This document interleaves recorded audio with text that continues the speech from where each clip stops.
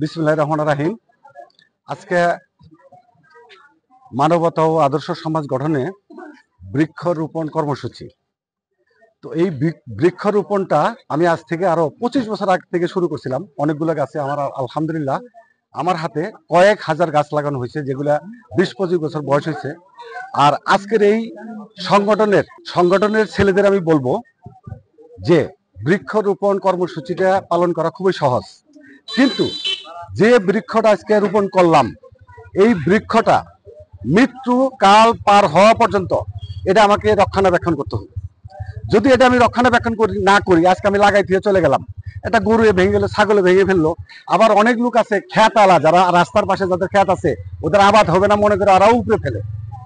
তো এদের প্রতি আজকে লাগাই দিলেই শুধু হবে না, এর পিছনে লেগে থাকতে হবে এর মৃত্যুকাল পার হওয়া পর্যন্ত। তাহলেই আমি মনে করি যে এটা বৃক্ষরোপণ কর্মসূচি সফল হয়েছে। মৃত্যুকাল পার করতে হবে, এক কথাই। মৃত্যুকাল যদি পার না হয় তাহলে এই আমি বৃক্ষরোপণ মনে করি না। গত বছর পর্যন্ত মারা গেছে, খেতে কৃষকরা কর্মরত অবস্থায় মারা গেছেন। এটা একটা বড় কারণ। কিন্তু সারা দেশেই কিন্তু বড় বড় যে সমস্ত গাছ, বিশেষ করে তাল গাছ, তারপরে হলো ডাব গাছ, বড় বড় গাছগুলো কেটে ফেলা হচ্ছে, নানান বাণিজ্যিক কারণে হোক, নানান কারণে হোক না, গাছগুলো কেটে ফেলার কারণে এই ধরনের সমস্যাগুলো ঘটছে। এখন তো সারা দেশে তো বিভিন্ন কিছু দূর পর পরে তো বজ্র নিরোধক এই ব্যবস্থা নেওয়া সম্ভব না। এখন এর থেকে মুক্তির একমাত্র উপায় হলো বড় বড় তাল গাছ লাগানো, ডাব গাছ লাগানো এবং দেশি গাছগুলো লাগানো। গাছ লাগানোর ক্ষেত্রে আমাদের প্রথম পছন্দই রাখতে হবে দেশি গাছ। যেমন আমরা সম্প্রতি সরকার কিন্তু 2 ধরনের গাছ আইনত নিষিদ্ধ করছে, সেটা হলো আকাশমণি আর একটা হলো ইউক্যালিপটাস। এছাড়াও কিন্তু অনেক গাছই আছে, যেমন মেহগনি গাছে কিন্তু দেখবেন পাখি বাসা বাঁধে না, পাখি বর্ষায় কিন্তু বাসা বাঁধে না।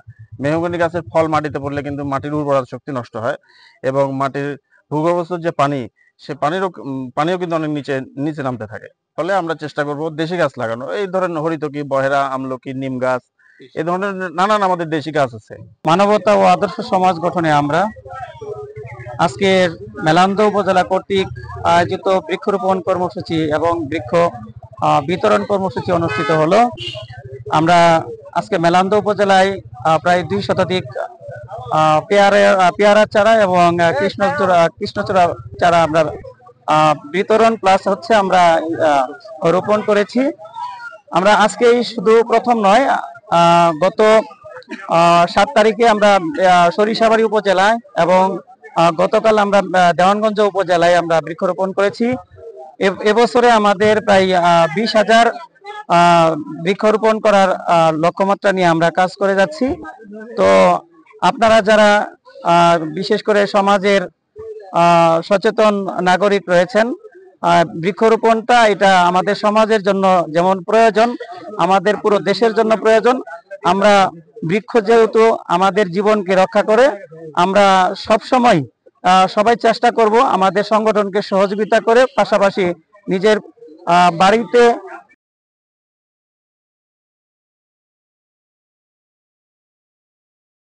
যে এই কাজটা আমরা সবারই মিলেমিশে করার দরকার।